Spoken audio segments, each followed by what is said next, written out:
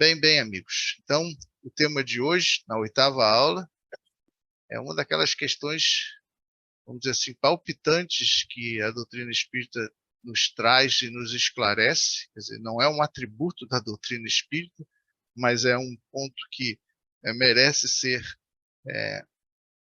estudado, pensado, refletido, porque é uma realidade inegável. Eu falo das obsessões, né? Desse problema que tantas vezes é confundido com doenças psiquiátricas, muitas vezes, que tantas vezes faz com que as nossas vidas tomem rumo absolutamente desequilibrado. E tão mais fácil, tão melhor seria se nós compreendêssemos tudo isso, as razões, os porquês, as origens, e soubéssemos lidar com isso de forma mais ajustada. Se eu sair um pouquinho aqui do vídeo, vocês não se preocupem, porque eu estou fazendo referência a algumas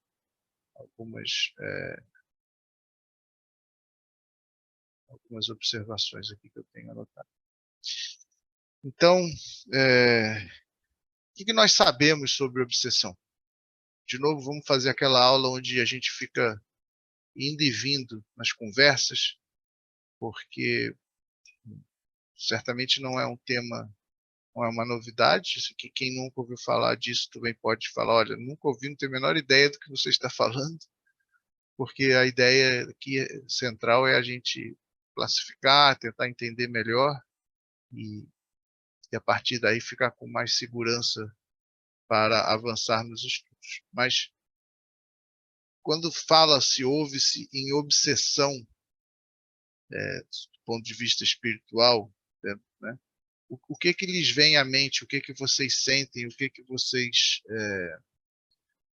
vocês têm de conhecimento? Têm de dúvidas? Vamos lá. Alguém já levantou a mão lá rapidamente? Deve ter sido a Priscila ou o Victor. Vamos ver. Por gentileza. Oi, boa noite a todos. Bom, na hora que o senhor estava dando a introdução, eu estava até brincando aqui, apontando para minha esposa, dizendo o obsessor está aqui do lado, né? Dormindo com o inimigo, o famoso dormindo com o inimigo. Eu entendo que o referente aos obsessores, tem aqueles que são de vidas passadas, né? Débitos que ficaram pendentes e aí quando tem nós encarnados, aquela pessoa que estava com débito vem e fica ali. E tem aqueles obsessores que durante a sua trajetória você acaba adquirindo, né? Às vezes por conta de vícios, né? Bebidas, drogas. Então aí eles acabam ficando junto com você para poder satisfazer dessas necessidades. São irmãos sem luz, né? Irmãos sem luz, né? Que ainda não encontraram o caminho. Isso aí. Bom, Obrigado. obrigado pela participação, sempre ativos, o Victor e a Priscila. Ótima a abordagem e trazer logo algumas impressões. Mas se nós pudéssemos, então, vamos lá, se a gente não botar a carroça na frente do boi, né? Vamos organizar a conversa primeiro. O que seria uma obsessão? Ali nós já estávamos falando de algumas questões particulares, classificando isso. Mas nós precisamos entender que essa lei de afinidade que rege os espíritos, que se atraem e se repelem, as leis de causa e efeito, os compromissos que nós assumimos, a necessidade de nós vivermos em vida social, aquelas máximas que o Cristo ensinou, né, que enquanto não tiver pago tudo, ceitil por ceitil, não vai partir dessa terra, que se faz, a que se paga, e com ferro ferra e com ferro será ferido. Isso vai mostrando para a gente que há uma correlação muito grande nossa, do nosso agir, na forma de nós nos conduzirmos com os outros que nos cercam. E como nós sabemos, a existência do espírito não é algo que surge no berço e termina no túmulo. Um dos princípios básicos da doutrina espírita é o princípio reencarnatório, na qual um único espírito passa por diversas existências, vidas, no sentido dessas que nós conhecemos, vidas materiais, vidas orgânicas, para ir se ajustando, fazendo as melhores escolhas, abandonando os seus equívocos e indo adiante. Mas, infelizmente, como nós sabemos, nem sempre nós fazemos as melhores escolhas, nem sempre nós nos conduzimos da melhor forma, nem sempre nós pensamos de forma elevada.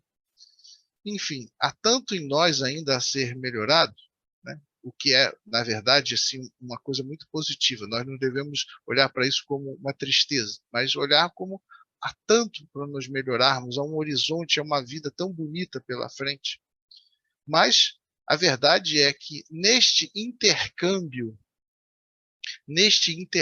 que há entre o mundo material e o mundo espiritual, lembrando que nós aqui no mundo material também somos espíritos e estamos encarnados, mas há uma troca muito grande, com a diferença de que, do mesmo jeito que nós nos cercamos na vida de pessoas com quem nós temos afinidade, ou nós somos, às vezes, entramos em embates, em conflitos com pessoas com quem nós temos desavenças, né? E todas essas questões trazem impactos muito profundos em nossa vida. Nós podemos estar cercados de pessoas aqui na nossa vida encarnada que estão nos prejudicando, nos induzindo a maus comportamentos, a más ideias, né? Isso vale também na relação de espírito para com o espírito, na relação espiritual. Como nós sabemos, o fato da pessoa desencarnar, do espírito sair da carne, voltar para a sua natureza espiritual, não altera o seu padrão de progresso. Se ele era errado, ele vai continuar errado, né? Se havia uma desavença, muito provavelmente ele vai continuar nutrindo essa desavença. Não é por outra razão que o Cristo dizia para a gente se reconciliar com o nosso inimigo enquanto caminhamos com ele, né?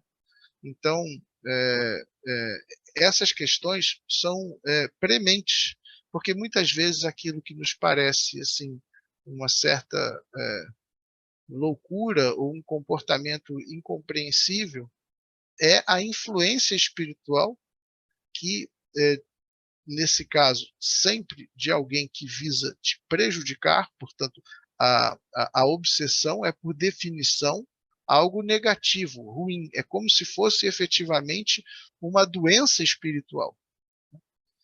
Nós assim devemos considerar. É diferente de umas influências negativas espirituais que podem ocorrer aqui ou ali ou em determinados momentos, sabe? De que nós todos não estamos livres. Nós todos não estamos livres, porque nós estamos sempre emitindo vibrações, captando vibrações, convidando, através dos nossos atos e pensamentos, e mesmo das coisas que nós fazemos no mundo, a aproximação ou a repulsão de espíritos. Agora, eu posso sofrer uma má influência, eu posso passar um período por alguma influência ruim, um sofrimento, mas isso não define efetivamente a obsessão. A obsessão é um grau além disso. É quando essa influência negativa se torna uma constante, a tal ponto de alterar sobremaneira o comportamento, a psique, a mente e, por vezes, até o organismo físico do obsediado, tá?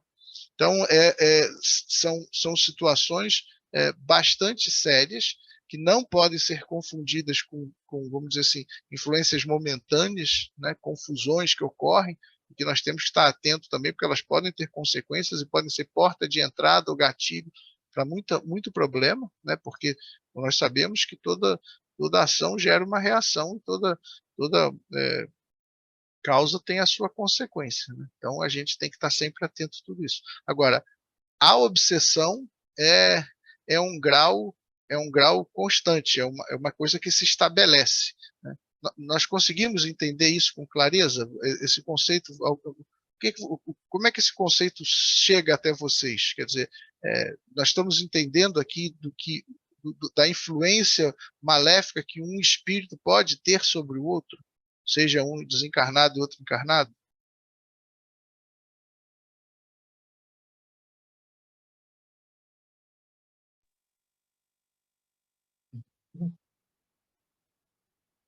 Tá sem som. Tá mudo. Ah, desculpa, eu cliquei sem querer aqui. Eu falei. Ih, minha tela também sumiu, né? Peraí.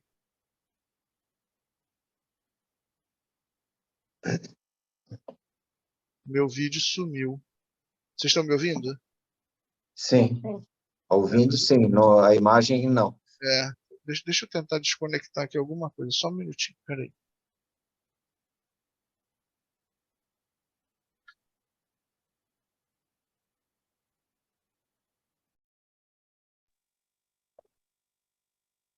Realmente eu saí da. Alguma coisa aconteceu que. Mas vocês estão me ouvindo, não estão? Estamos sim. Sim, sim.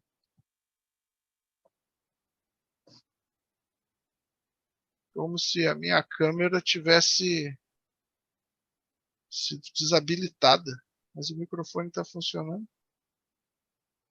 Bom, peço desculpas. Eu vou tentar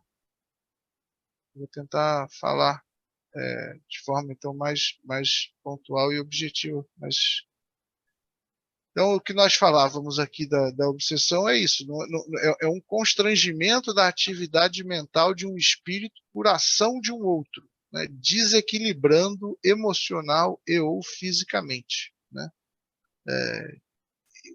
Portanto, a obsessão ela só pode ser definida quando acontece uma perturbação constante no psiquismo da pessoa, né? Do contrário, é apenas uma má influência. Peço desculpa, gente, eu não estou conseguindo voltar com o vídeo, tá? Mas o som vocês estão me ouvindo, né? Se você desligar o vídeo e ligar outra vez, não... Pois é, eu tentei fazer isso algumas Não. vezes. Deixa eu tentar sair e voltar aqui, só um minutinho, por favor.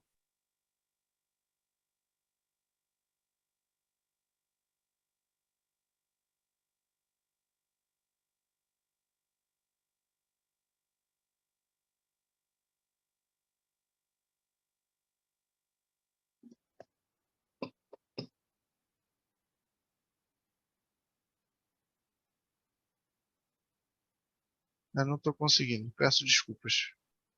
Peço desculpas. Porque se eu fizer isso, vai cair para todo mundo. E aí não acho que seja justo. Não acho que seja justo. Tá?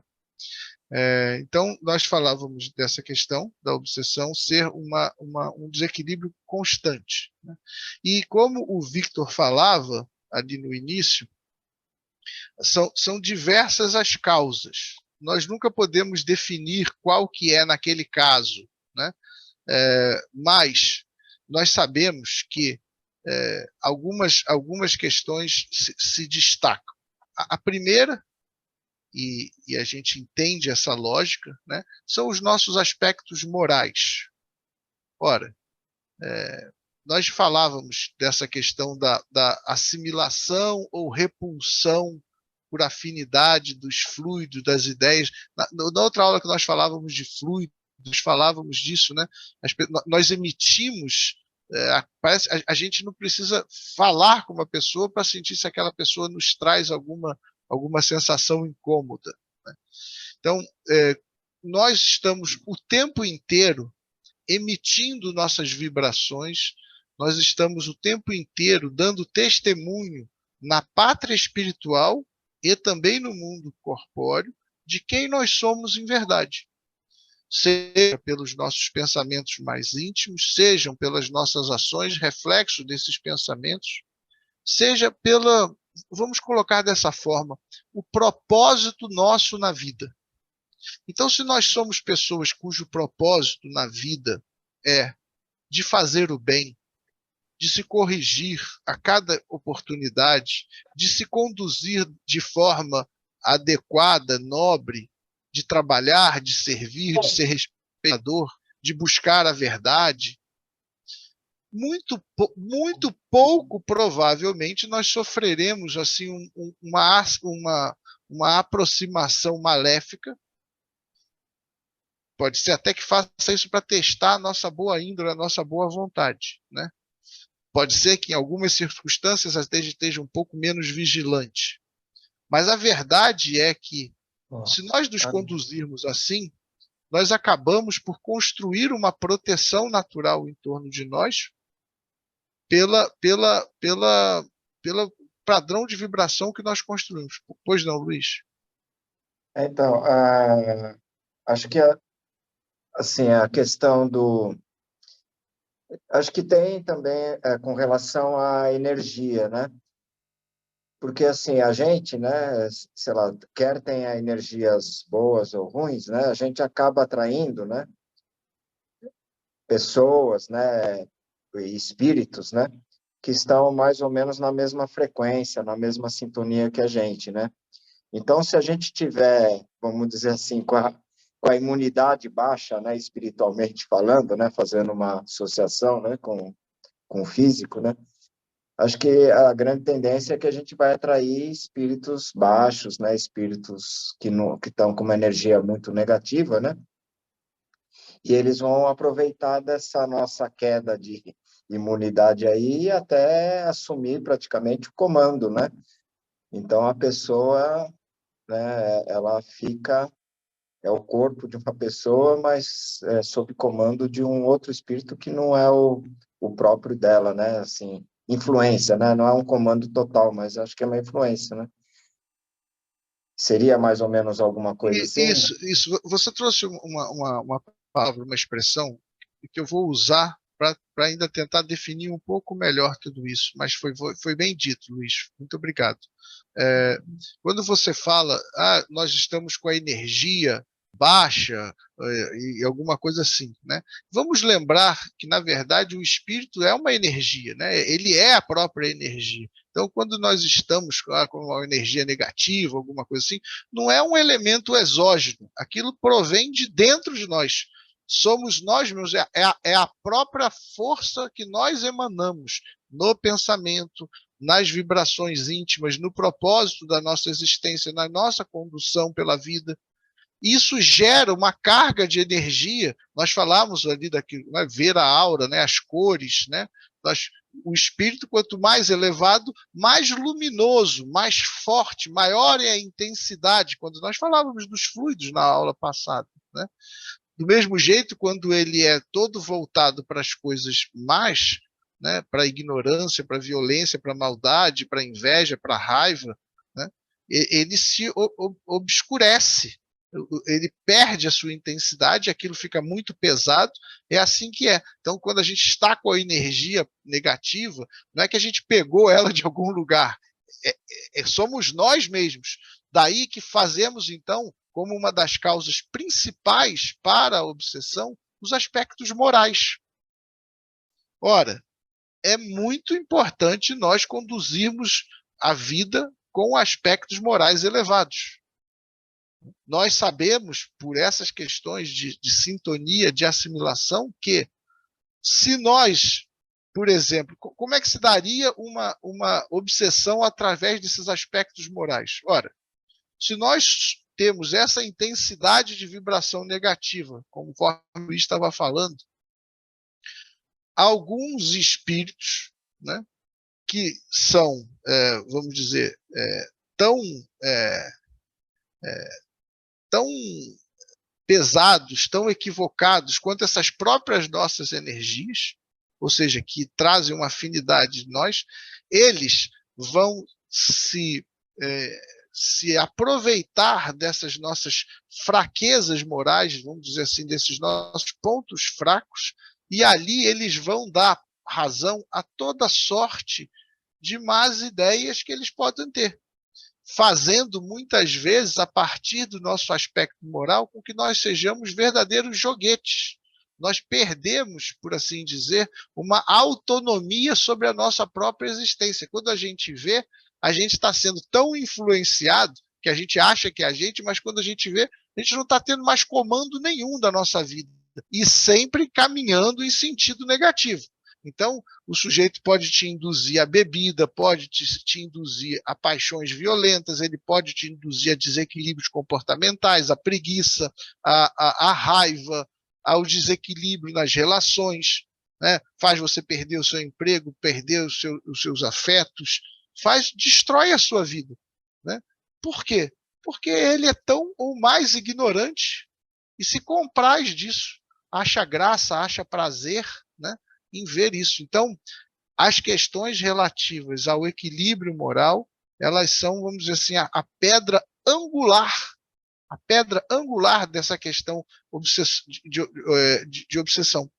Porque todas as demais vão, de certo modo, derivar dela, né? Por exemplo, nós sabemos, né, e aí, por exemplo, quando a gente, quem teve, essa semana completou-se o aniversário do Divaldo Pereira Branco, né, 96 anos, ou 90 e tantos anos de uma vida de serviço, dedicado ao próximo, e quando nós, por exemplo, vimos o filme da vida dele, acho que muitos puderam assistir, é um filme bonito, né, há ali a presença de um obsessor acompanhando ele tenazmente, induzindo outros espíritos a mal se comportarem com ele, provocando ele nas suas agressões, favorecendo que ele perca ali o seu equilíbrio. Porém, como ele já havia, de certo modo, caminhado em outras encarnações, progredido, aquele espírito com quem ele tinha uma dívida moral vinha cobrar e atormentar a vida dele. Mas ele, que já se reerguera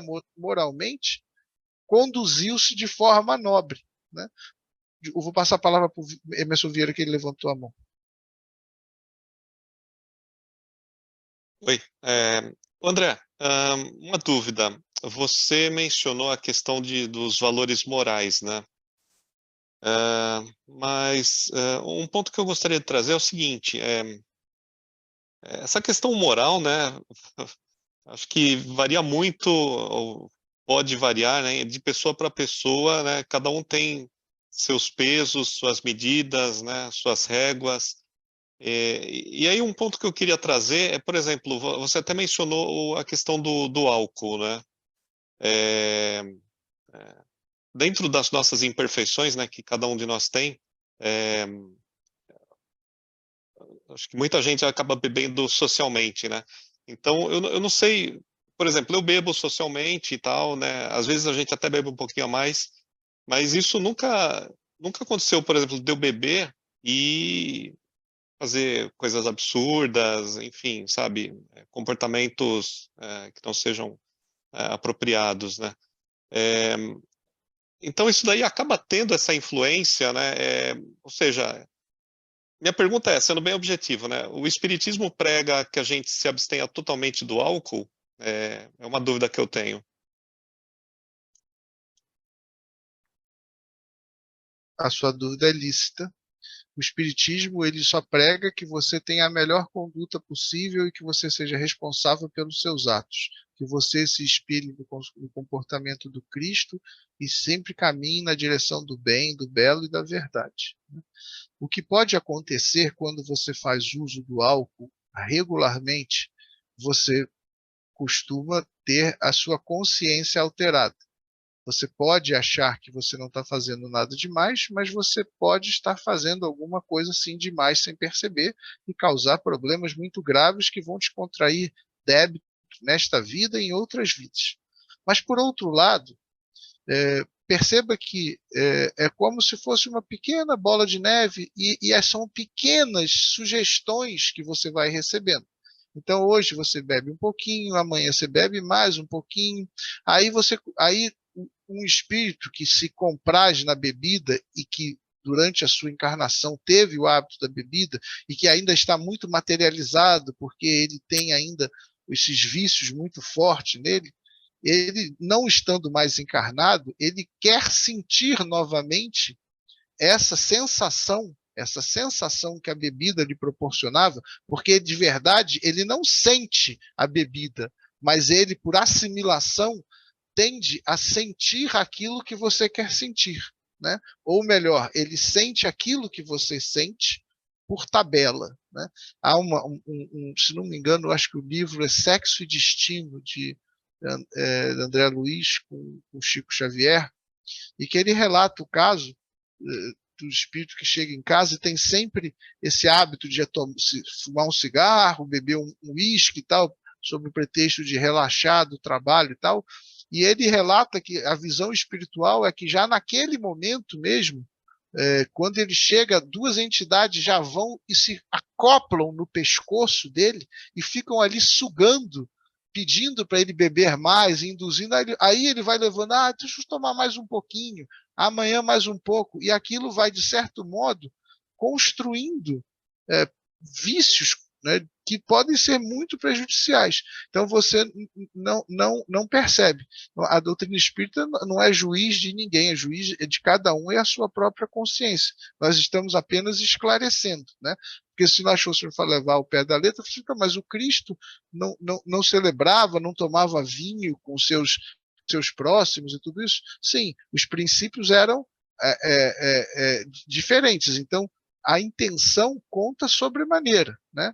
Mas nós precisamos estar muito atentos às consequências disso, tanto de ordem prática quanto de ordem espiritual, certo? Alguém mais falou alguma coisa em relação a isso? E não é só apenas a bebida, né? São todas essas vícios comportamentais e morais, a forma como nós nos conduzimos no mundo, né? O próprio cultivo do orgulho, do egoísmo, da maledicência, da violência, da avareza, de uma sensualidade excessiva, né?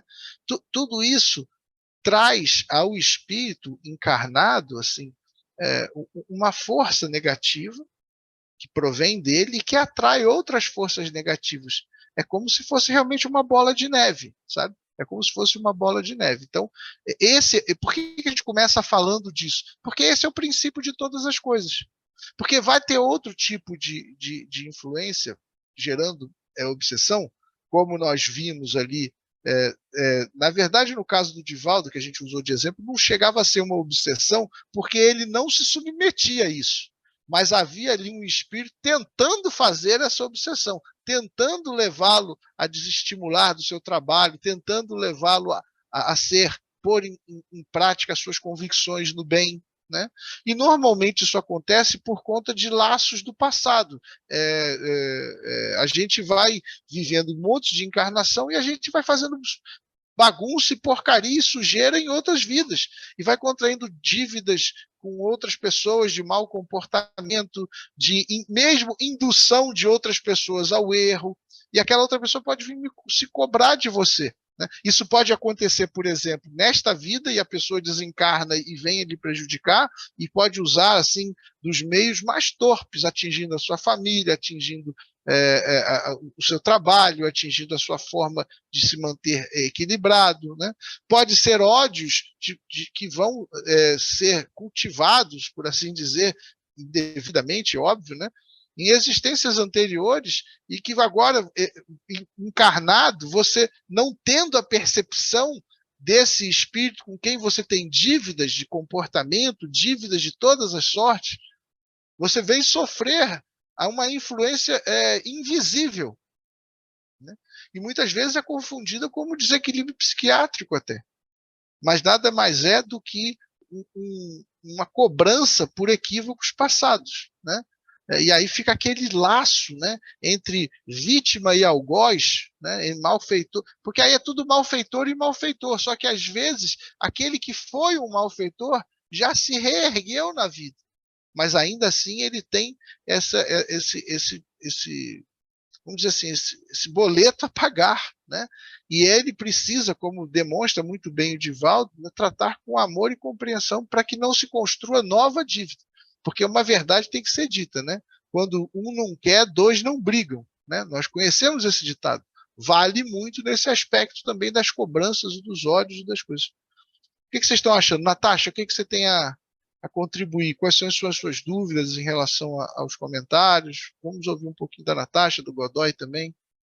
Não, o André, dúvida não, mas é só um complemento. O espírito que tem a obsessão, ele se apega a um sentimento de vingança, né, de ódio, de tristeza, melancolia, né?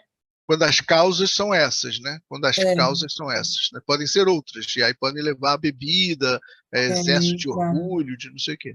Esse aspecto moral que o Emerson estava falando da bebida, né?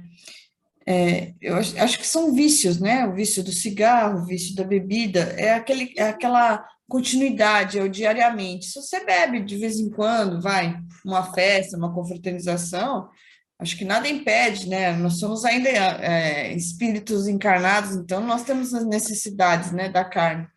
Mas não é aquela coisa exacerbada, né? Que você vai todo dia beber, já é um vício. Você fuma, é todo dia um vício.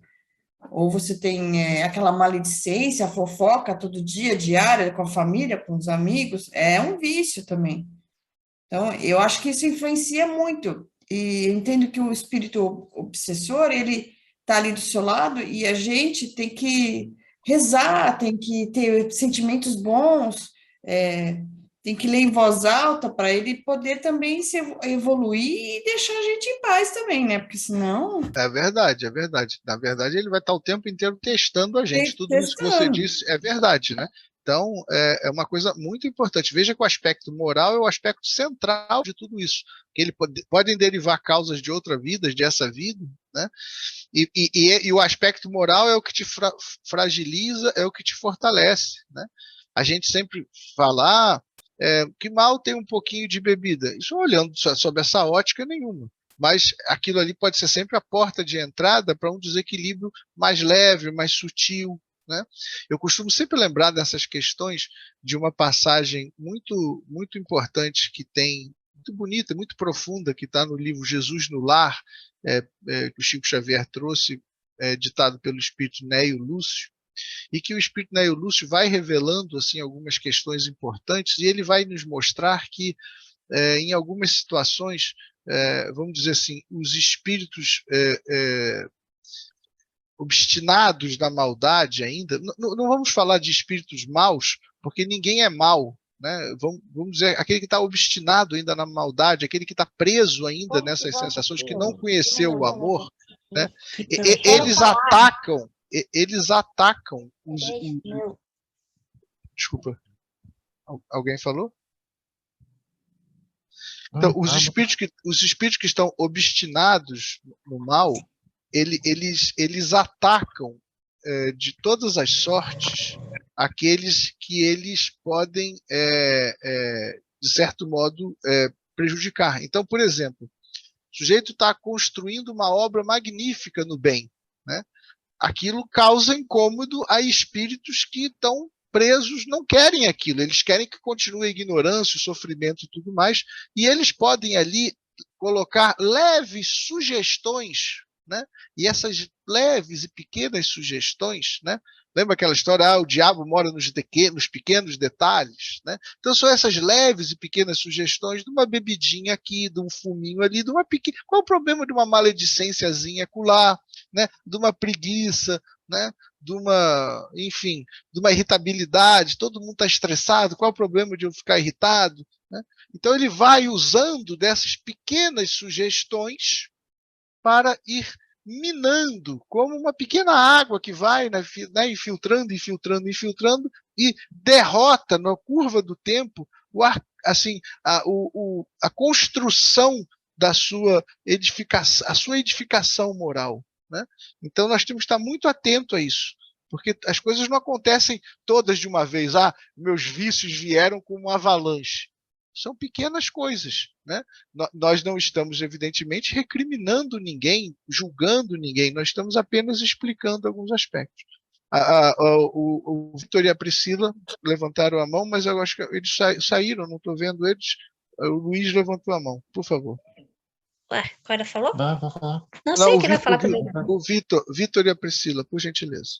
Então, de todos os vícios que a gente estava falando, eu sou prova viva que eu passei por um vício medicamentoso. Foi muito difícil sair da oxicodona. Eu tenho cirurgia de coluna, 2 cirurgias de coluna, e eu acabei me viciando na oxicodona para tirar a minha dor, né? É que a gente só ouve falar assim do vício de bebida, de droga, de sentimento, de posse, mas a gente também tem esse vício, né? Da parte medicamentosa, que acabou me levando para a parte de depressão e ansiedade, né? Por conta da dor. E eu só fui melhorar quando um amigo meu, kardecista, também chegou e falou que eu estava em processo de obsessão, que por mais que eu tivesse a dor, a necessidade de eu consumir a medicação já não estava mais no meu controle, já não era mais eu já não tinha mais ação sobre as minhas ações. É assim mesmo que vai, né? Começa por uma questão, então, mas você fala assim, aí não toma o medicamento? Toma, mas o medicamento é uma droga e tem que ser administrado com bastante critério e assim tem que ser. Mas foi um bom exemplo, né? Vamos ouvir, o Luiz levantou a mão também, por gentileza. Oi, André. A questão que eu queria levantar, assim, a gente tem essa parte da obsessão, né? Eu entendi, né, que, sei lá, a pessoa obsediada está com energia negativa, ele acaba atraindo, né, um espírito também negativo, tal, e acaba potencializando o comportamento, a energia negativa, ou seja, passam a ser negativa em dobro ou triplo, tal. Mas acho que a pessoa que é obsediada, ela não é que o espírito obsediador, né? Eu estou colocando um pensamento meu, não sei se está certo. O espírito que está obsediando a pessoa, ele acho que não assume totalmente o comando, né? Porque eu acho que o obsediado ele recebe a influência, mas ele tem meio que vontade própria, né? E acho que ele fica... Só que a vontade própria dele é em fazer coisas negativas, né? E aí então, eu queria, essa é uma questão. Se isso é 100% verdade, né? Mas aí eu queria fazer um paralelo com a questão da possessão, né? Porque, assim, uma coisa... Assim, eu entendo que a obsessão é uma parceria, né? Entre o espírito e a pessoa que está sendo vítima, né? É meio que uma parceria. Agora, a possessão, né? A gente vê em filmes, a gente lê algumas coisas, né? Mas é uma coisa que eu não sei se é 100%, né? Até que ponto, né, chega a ser 100% real, né? Se não é, às vezes, exagero, né? Mas e se existe mesmo a possessão, né? Do jeito que a gente vê nos filmes, exorcista, etc., né? A pessoa que está sendo possuída ali, ela perde totalmente a capacidade de agir ou de fazer qualquer coisa, ela se lembra do que aconteceu. Não sei se... Bom, uma boa consideração essa que você fez. Nós íamos falar um pouco disso agora na sequência, que são os graus de obsessão, né? Então, eu queria só concluir rapidamente assim, nas formas, né? Tudo nasce do comportamento moral, então nós falamos das questões morais, nós falamos dos compromissos de vidas anteriores, dessas dificuldades, mas nós temos que entender também que às vezes nós circulamos por lugares, né? Lugares de vícios, lugares de mau comportamento, e se nós estivermos assim meio que à toa, né, e nós formos, vamos dizer assim, contaminados por ideias assim naquele momento, né, a gente não teve nenhum vício moral grande, a gente não tem nenhuma dívida do passado, a gente não tem nenhum problema assim maior, mas a gente, vamos dizer assim, deu sorte ao azar, né? Foi em lugares indevidos, coisas mais difíceis, e ali a gente meio que se contamina e você pode sofrer ali, então, uma aproximação bastante indevida, né? E outro tipo é aquela que a própria pessoa produz, né? Vamos pensar uma pessoa que está o tempo inteiro pessimista, está o tempo inteiro negativa, reclamando da vida, preguiçosa, né? Ela também favorece, não é propriamente um vício moral, ela não tem nenhum vício comportamental, ela não tem nenhum vício de orgulhos ou de vaidades exacerbadas, mas ela tem assim algumas fraquezas nela própria e aquilo pode ser novamente um chamariz para que espíritos mal intencionados venham ali causar-lhes prejuízo, né, na forma de obsessão. E essa obsessão, como o Luiz comentava, ela pode ter graus, né? Ou seja, ela pode ser desde uma obsessão simples, né, que é uma influência assim, de forma mais sutil, que constrange a pessoa, acaba praticando atos ou pensamentos diferentes do que geralmente ela faz, né? Ela nem percebe o que está ocorrendo, né? E algumas vezes tem consciência da influência ruim, mas não consegue por si só se livrar daquilo ali, né? É uma coisa muito comum e pode ir se agravando dependendo da natureza mesmo e da ação do espírito e das disposições morais daquela vítima, né? Se ela favorece tudo aquilo mais, né? E aí você tem um outro nível que é o da subjugação, que ela pode ser moral ou corpórea, né? Ou seja, o espírito pode adquirir um forte domínio sobre a psique, sobre a forma de pensar, de construir suas decisões, da sua própria vontade, né? E domina efetivamente o obsidiado, né?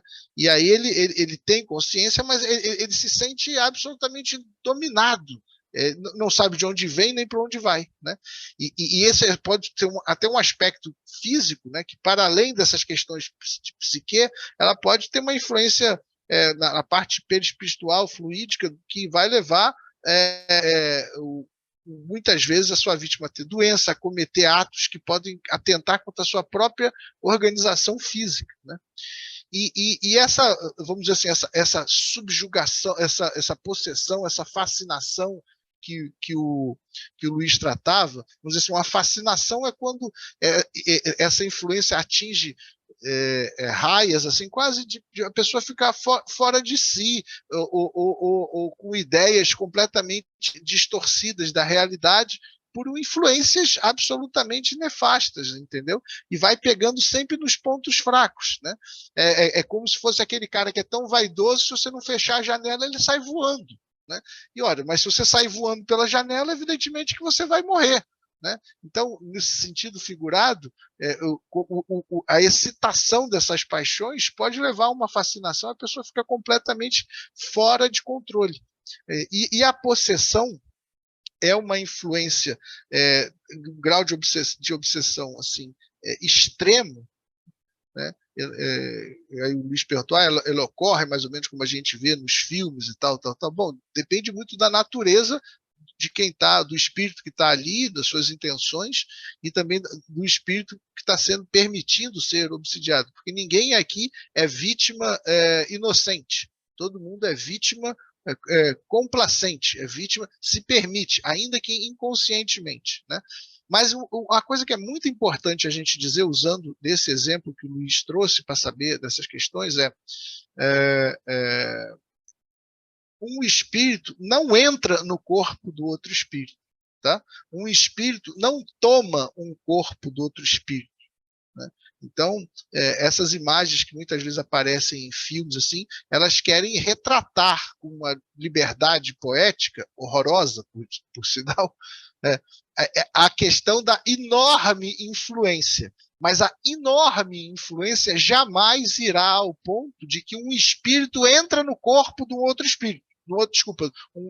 Um espírito entra no corpo de uma outra pessoa, né? Um espírito desencarnado do mal vem e entra no corpo e domina aquela pessoa. Não, ele faz tudo isso por influência. Não, dois espíritos não habitam um corpo. E se um espírito, que é o espírito que está encarnado naquele corpo, sai daquele corpo, aquele corpo morre. Entendeu? Então não existe essa questão de tirar o espírito do corpo, de entrar o espírito do corpo. Não, isso é figura de linguagem. O que existe é um enorme grau de, vamos dizer assim, de simbiose, de aproximação, de influência, e pode virar mesmo assim como um sanguessuga, grudado, sugando ali, entendeu? Sugando as energias todas, levando a pessoa ao buraco, mas não há o domínio de um espírito no corpo de outro, tá? Então, essa é uma figura que a gente precisa esclarecer.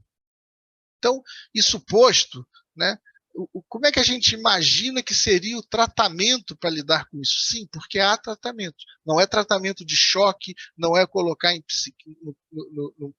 no manicômio, não é tratar como uma pessoa maluca, mas é compreender o grau e a natureza desse problema. Então, de certo modo, é com muito tato fazer ver a esta pessoa que ela está numa situação... Primeira coisa é o seguinte, se a pessoa cai por si, ela vai ter que levantar por si. com toda a ajuda do mundo, mas ela precisa ter o conhecimento de si própria e reconhecer-se necessitado de ajuda passando por um problema. Senão, não consegue. Se você está fechado em copas você vai ficar.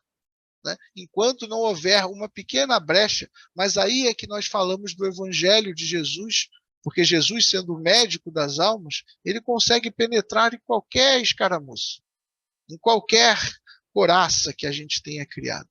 Ele vai precisar apenas de uma oportunidade. E a vida vai apresentar, através de enorme sofrimento, inúmeras oportunidades. E naquele pequeno momento, o mestre vai trabalhar através dos seus prepostos encarnados e desencarnados, homens de bem, de amor, de valor, pessoas que vão saber amar e servir aquele irmão que está absolutamente entregue e que a vida vai estar cobrando preços altíssimos dele. O Cristo de Deus precisará tão somente de uma única oportunidade, porque a potência do seu amor vai vencer tudo. Então, é fundamental no tratamento que nós tragamos o Cristo para a vida desta pessoa, né? No sentido de orientar como um modelo ao comportamento da sua vida. Primeiro a gente vai trazer assim as noções, olha, as coisas não estão muito boas, vamos arrumar um jeito de melhorar, né? Podemos melhorar. E aí, de certo modo, apontar essas deficiências, orientar. Olha, vamos buscar. Muitas vezes eu falo para os meus filhos, não fica vendo esses programas, busca outros programas. Nós reclamamos muitas vezes das coisas, mas quantas vezes nós nos esforçamos para fazer diferente? Né? A gente age sempre na mesma toada, querendo que as coisas sejam diferentes. Vamos buscar pensamentos nobres, vamos buscar comportamentos diferentes. Se a vida está te brindando sempre com coisas difíceis, com situações amargas, vamos procurar então fazer um caminho diferente. Quem sabe você não tem sido a causa primária de tudo isso. Né? A gente sempre culpa os outros, as consequências, as vidas, as coisas externas da vida. Mas, em verdade, a culpa está sempre em nós. Então, mostrar a ele essas questões indevidas, oferecer a ele o Evangelho, não como um livro, mas como o livro da sua vida. Ele tem que viver a vida assim. Não é por outra razão que a gente vê profundas transformações em igrejas, em cultos, de pessoas que tinham vidas absolutamente deploráveis e renascem em Cristo e se anunciam assim, e parecem até maravilhadas, mas a verdade é que o Cristo não precisa de todo esse alarido, né? Embora falar do Cristo seja sempre importante, mas a verdade é que o Cristo tem a capacidade, pelo seu amor inesgotável, fonte maior da vida, porque ele é a expressão do amor de Deus entre os homens, ele tem a capacidade de fazer tudo isso, né? E aí nós temos que pensar que é uma relação de duas mãos, não é só apenas a vítima, é também aquele obsessor. Aquele obsessor precisa ser recolhido, ele precisa ter consciência do mal que ele está fazendo, ele precisa ter consciência do estado em que ele está, que ele não está mais encarnado. Para que você vai querer ficar bebendo, sentindo isso, prejudicando a si próprio? Mostrar a ele, descortinar a ele. E ele, em verdade, na maior parte das vezes, é um grande sofredor. Ele traz dramas morais terríveis, porque a moral é sempre a base do espírito. Então, se hoje ele é obstinado e renitente no erro, é porque a sua moral foi falha, porque ele sofreu abusos, violência, esquecimento, e aí ele, não conseguindo lidar com isso, revolta-se. Então também a este, sobretudo, deve ser estendida toda a caridade moral que o Cristo nos ensina. Não apenas à vítima encarnada, mas ao seu algoz em espírito, para que se irmanem, para que todos sejam reconhecidos como filhos de Deus, para que todos recebam as bênçãos do Altíssimo, para que todos tenham a oportunidade de se reerguerem. É assim que a gente vai reconstruir, né? E tantas vezes esse drama como todas as doenças, ele contamina a família inteira, não apenas aquela pessoa, né? Todos os que estão em volta, né? Então, trazer todos também para junto, como Cristo nos prometeu, que, né, por ser o bom pastor, nenhuma de suas ovelhas se perderia. Ele vai recolher todas as ovelhas ao seu regaço de amor, trazer todas ao aprisco da vida, do amor, para que sintam a presença de Deus, para que sintam-se amadas. Porque uma vez que nós nos sentimos amados, uma vez que nós bebemos dessa fonte da vida eterna, do amor, lembrando as palavras de Cristo, de Jesus, a mulher na Samaria, né, que ela falava que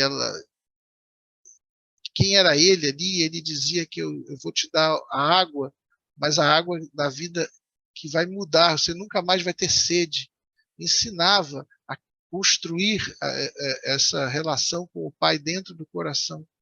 Então, são expressões que têm que entrar no coração, tanto do obsidiado quanto do obsessor. E às vezes é necessário um certo choque, sabe? Porque são laços tão estreitos, são laços como se fosse uma corrente que prende espíritos uns aos outros por séculos. Às vezes é necessário vir, então, um machado e quebrar aquela corrente. Às vezes são necessários choques profundos ou condutas morais fortíssimas que vão colocar tudo aquilo em choque.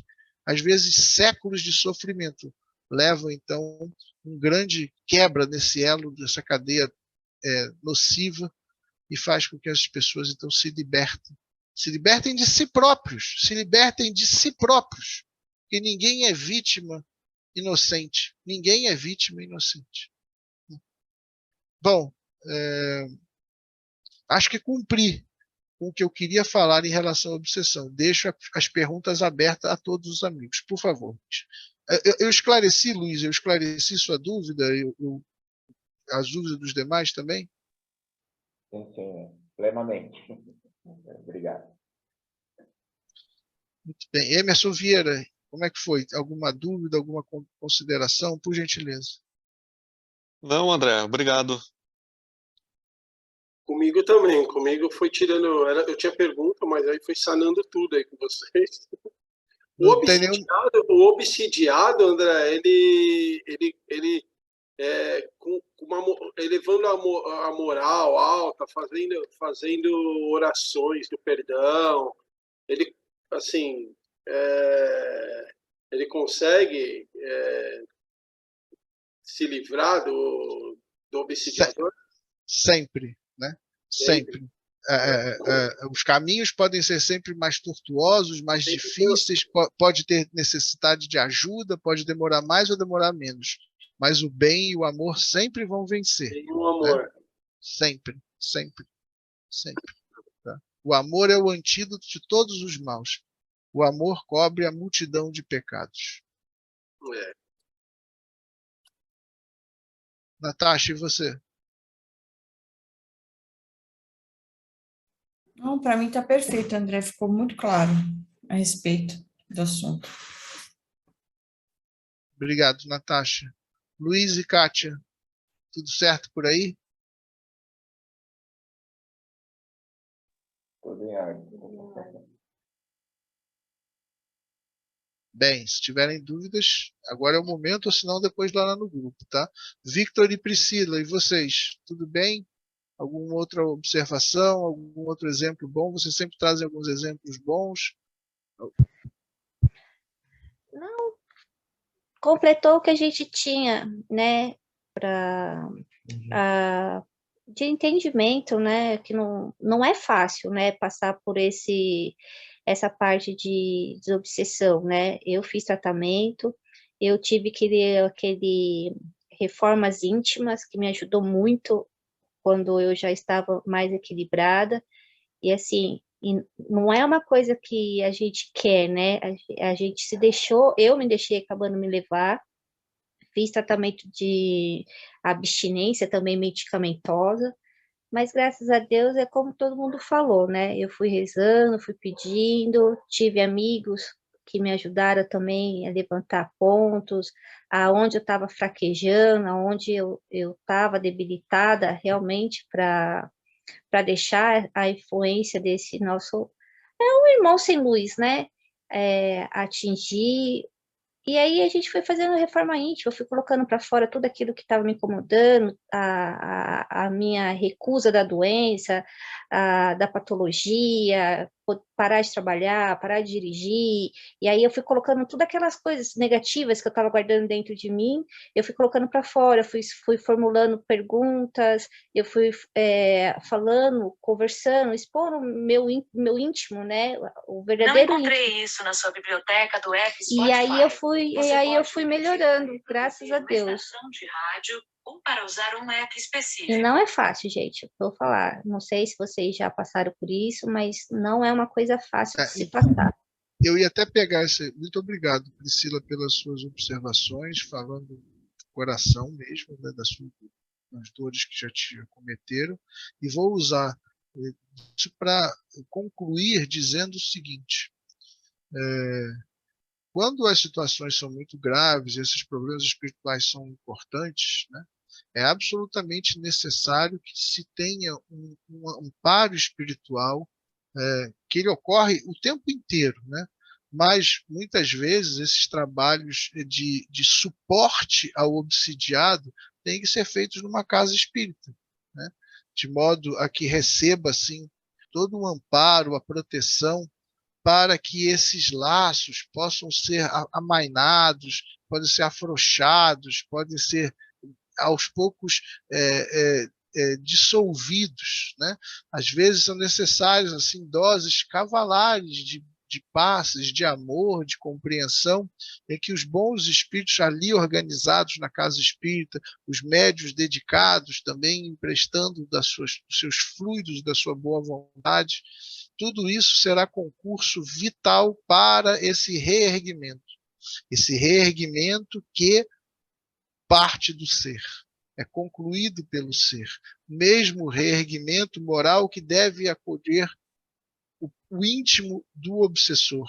O obsessor precisa desarmar essa sua conduta de perseguidor, de algoz, e construir, então, uma nova vida. É assim que acontece. Tantas vezes a gente vê obsessores virem se manifestar em profunda revolta e acabam depois com uma boa conversa, né? Como foi o caso de novo no filme do Divaldo. Perseguia e encontrava amor, e no final falou: olha, você me dobrou, eu já não sinto mais por você aquele ódio e vou começar a prestar atenção nessas coisas que você está falando e fazendo, né? Eu ainda não estou pronto para te amar, mas eu acho que eu dou um crédito a você assim. Não era o que precisava. Lembra que eu falei que o Cristo precisava? A escuridão se dissipa a partir de um pequeno raio de luz. Um pequeno raio de luz. E o Cristo é vida e é luz abundante. Tá bem? Então, meus amigos queridos, hoje nós concluímos a 8ª aula. Eu, de novo, peço desculpas por essa falha aqui no equipamento, mas pelo menos nós cumprimos, tá? O Luiz quer falar? Só vou fazer uma última pergunta aqui. Esse filme que você falou, do Edivaldo, ele passou, pelo que eu estou entendendo, passou recentemente. Qual que é o filme? É um vídeo sobre a vida do Divaldo Franco. Ele passou alguns bons 5, 6 anos atrás. Aqui na Netflix. Como chama? Divaldo Franco, o mensageiro da paz, né? Uma coisa assim. Tá ok, eu vou procurar. Tá bom? É um filme, Okay, filme bacana que exemplifica bem essas questões, entendeu? Inclusive Okay, também obrigado. numa própria prática tem uma cena que é muito clara de como é feita as questões de obsessão e de desobsessão, né? Vale a pena. É uma aula prática, tá bom? Muito bem, amigos, assim nós concluímos. Eu vou pedir ao Emerson Vieira, que hoje falou pouco, pedir a ele que por nós conduza com carinho né, com boas vibrações, a nossa oração de encerramento, e eu peço a todos que estejam irmanados nas mesmas vibrações, por gentileza. Ok. Vamos orar a Deus para que os espíritos de luz estejam sempre nos acompanhando e que tragam luz a esses eventualmente obsessores que estejam ao nosso lado, e que eles possam se livrar desses vícios e possam seguir o caminho do Cristo. Assim seja. Obrigado, Emerson. Então, que as vibrações de amor e paz do Cristo estejam conosco, com as nossas casas, nossas famílias, nosso trabalho e nossas vidas. E nos vemos no nosso grupinho ou na semana que vem, quando estaremos já caminhando para o encerramento do nosso grupo, tá bom? Vai ter prova, vai ter tudo. Não, brincadeira, calma. Tá bom? Tá bom, meus amigos. Muito obrigado. Boa noite a todos. Boa noite. Tchau, tchau. Obrigado, gente. Boa semana. Tchau, semana. tchau. Tchau, tchau. Tchau, tchau. Obrigado. Tchau, tchau. Tchau, pessoal.